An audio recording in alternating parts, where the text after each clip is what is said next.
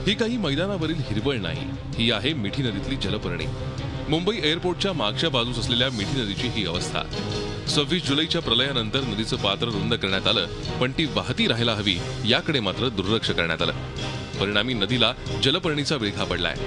यामुळे इथे मोठ्या प्रमाणात डासांची उत्पत्ती स्थानं निर्माण झाली आहेत। अंधेरी पूर्वच्या चिमटपाडा परिसरातील नागरिकांना रात्रीच्या वेळेस या डासांचा त्रास सहन करावा लागतो। 10वी-12वीची मुलं आहेत, आता एक्झाम चालू होणार, 10वीची 12वीची चालू आहे। त्यांना आता अभ्यास करायला रात्रीचाच एक वेळ असतो या वस्तीमध्ये असल्यामुळे।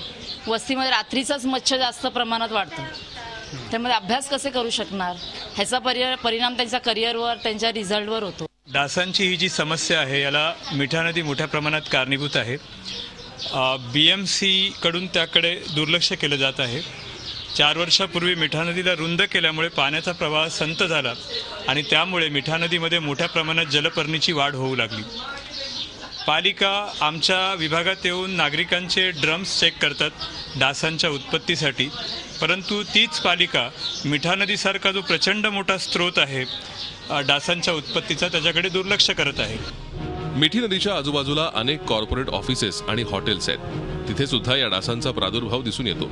पण डासांनी सर्वाधिक हैराण केलंय ते चिमटपाडा इथल्या रहिवाशांना।